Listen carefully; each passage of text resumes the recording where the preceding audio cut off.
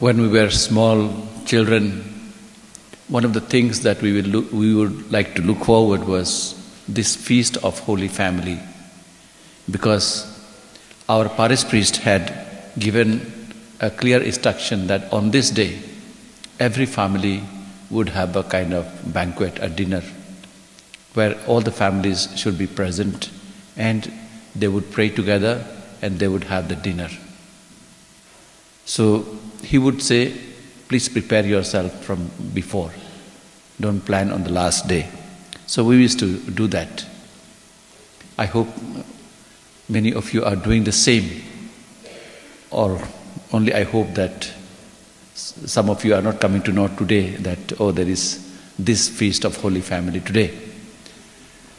This is a very important feast, especially because we all of us come from families, and family is everything for us. Since we live in the family, sometimes we fail to realize the value of a family. I am in Rilang Children's Home. Those who do not have parents, how much they miss their family members. So until we miss our family members, actually we do not realize the importance of a family, how much we require the support, the love of a family for our growth and development.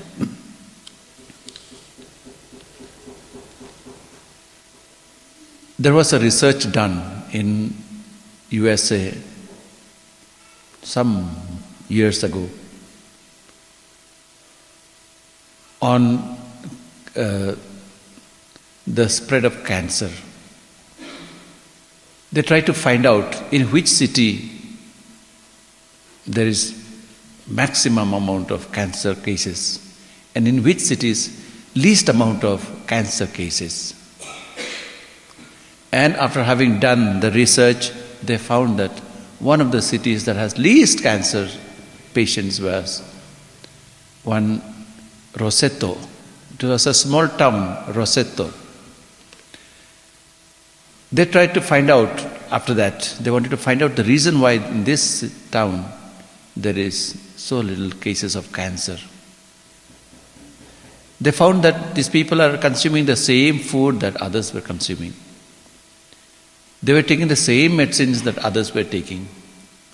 They were going for the same exercises, morning walks, as others were doing.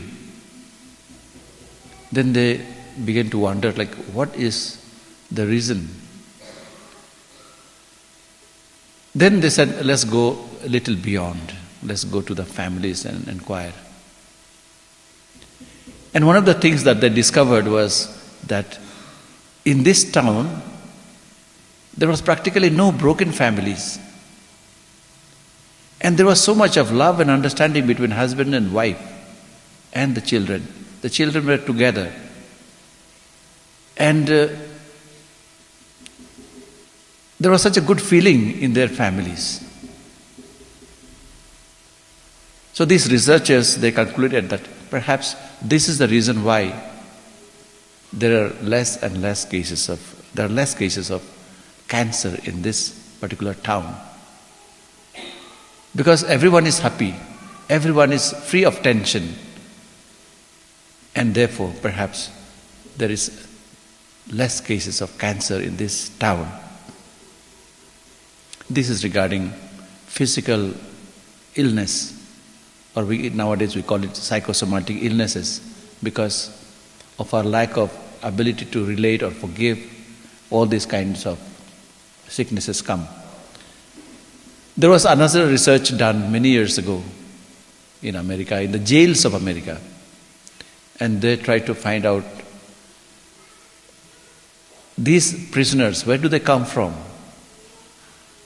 And they found that 95% of these criminals come from broken families, where parents are not living together and there is a lot of problem. So these criminals are coming from those kind of families. These actually tell us the importance of family. Not only family, the quality life of a family. Today the readings are talking about these things only. First reading is telling us how children must obey their parents. They must honor their parents. And if they obey their parents, then they are going to have blessings from the Lord, and they will live long life.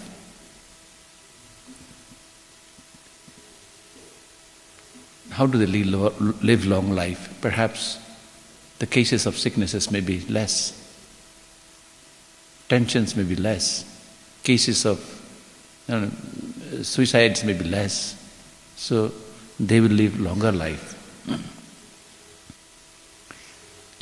In the Psalms that we read today, Psalm 128, it sings a song of praises of a wonderful family. Comparing a family to a fruitful vine, a vine that is planted and it is growing well and it is producing a lot of wonderful fruits. Then children are like shoots of olives around your table. So table is a center of community life in the family.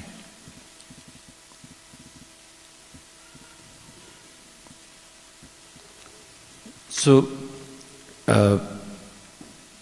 this family is so important for us that the scripture also sings the praises of this family. The second reading tells us about importance of certain qualities that can actually create a wonderful family for us, such as love, humility, forgiveness, meekness and patience. Saint Paul tells us, he exhorts us to have these qualities in our family lives. A couple once, after their marriage, they went to the court in order to register their marriage. There are these customs in many, many countries. Now it is also applicable here. And this Catholic couple, they went to register their marriage. And there was a very senior judge in charge of that particular court, family court. And after congratulating them, after everything was over, he called them and told them an advice. He told them, see that you never convert your family into a courtroom. Instead, let it be a confessional.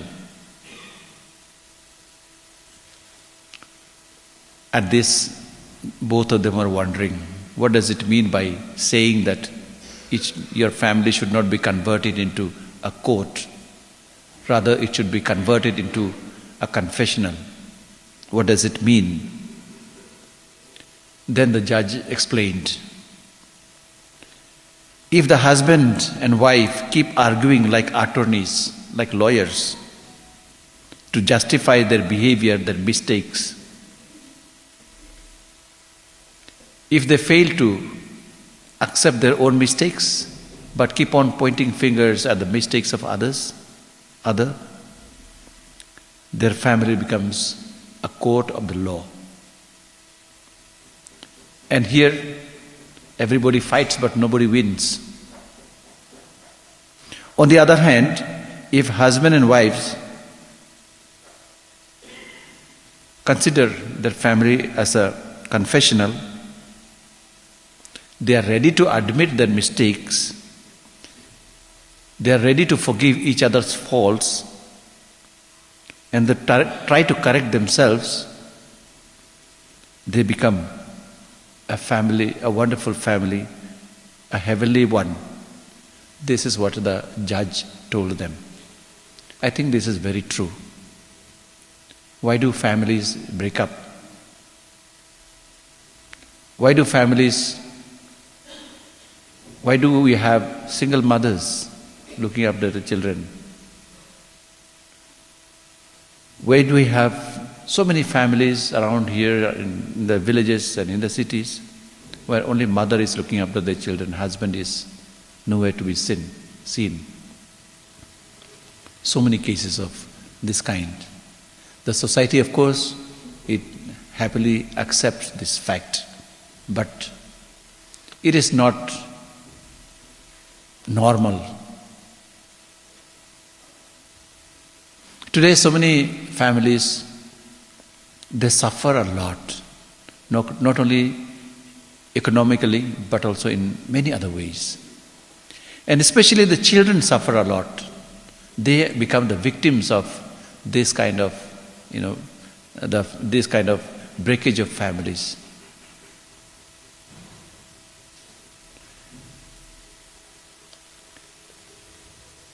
Sometimes the husband and wife, they enter into marriage without even understanding their role and responsibilities. So they fail to do the responsibilities that they have for each other, and especially looking after the children. So they do not look after the development of their children. Perhaps physical development, yes. Even the physical development, there are a lot of children who are, we can see them retarded. Then, especially in their emotional, psychological, intellectual development, and especially in spiritual development, where the parents most often fail is their spiritual development. Some about 2 weeks back, a mother came to me, told me that I am discouraged because my children, they never listen to me. My children never come to the church. The father, we don't know where he is, and he also never comes to the church. And the children are following the father. They never follow me. When I asked her whether she comes to the church, she said, sometimes I come to the church. Do you pray at home? I said, I don't pray. We don't pray. Do you read the Bible? No, we don't. Then I said, this is one of the things that you should have done from beginning, when you started your family, and you would see that children would be together with you. And above all, you have to love your children, care for them, show them that you care for them, understand them, and advise them. Be the guide for them.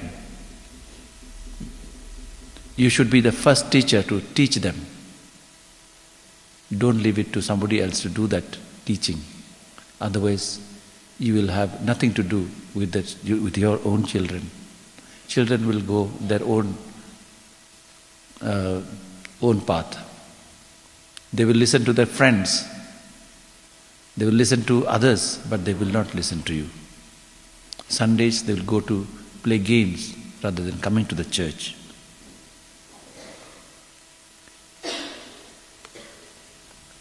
So sometimes it is this neglect comes from the fact that parents do not understand their responsibilities. Now let us come to the gospel. The gospel clearly tells us about the activities of this wonderful family, an ideal family, Jesus, Mary and Joseph. Mary and Joseph, they fulfill all the responsibilities that they have. The gospel tells us that every year they used to take Jesus to the temple. They understood very well that they have to take their children to the temple. Perhaps they also used to attend regularly the synagogues, where a lot of teaching on religion Jewish religion was there, on Torah especially, the 5 books, first books of the Bible. And Jesus, when he was 12 years old, he himself got himself lost and made the parents search for him. And when they found him, then he gives them a very important lesson. Don't you know that I should be in my Father's house?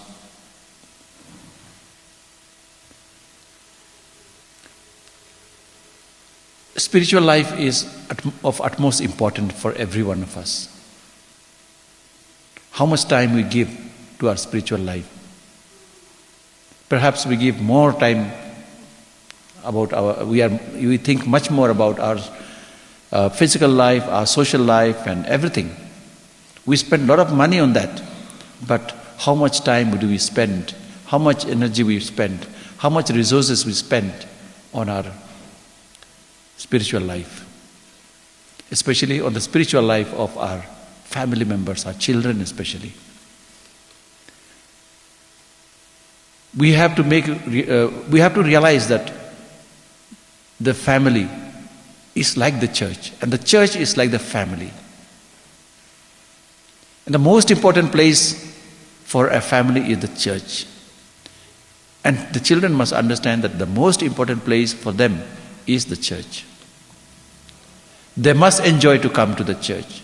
They should not feel it a burden to come to the church. There are many parents who feel that it is a burden to come to the church. So naturally the children also feel that it is a burden to come to the church. And the church is given the last preference.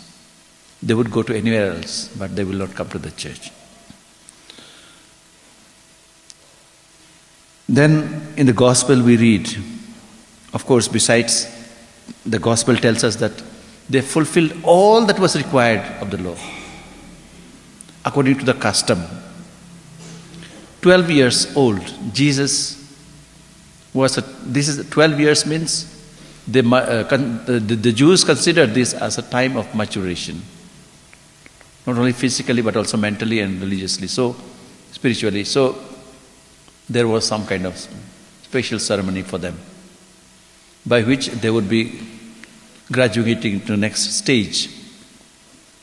So they would be they would have practically learned all that is required to be learned about their religion. Because they considered religion as the most important thing in their life. So Jesus also learned everything, and this was the time to show his knowledge and skill. That's what he was doing. He baffled the Sanhedrin, the members of the Sanhedrin, the priests and the scribes by his wisdom, by his knowledge about scriptures, by his knowledge about everything about God. So we also need to make sure that our children know everything about religion. Do our children know everything about religion? About sacraments? About all the teachings of the church? At the age of 12, have they graduated all this? Maybe some may not have learned everything, but we need to give a lot of importance to this if we want our children to grow and mature.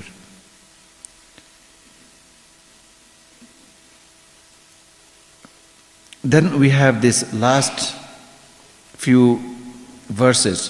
One of them is, he went down with them and came to Nazareth and was submissive to them.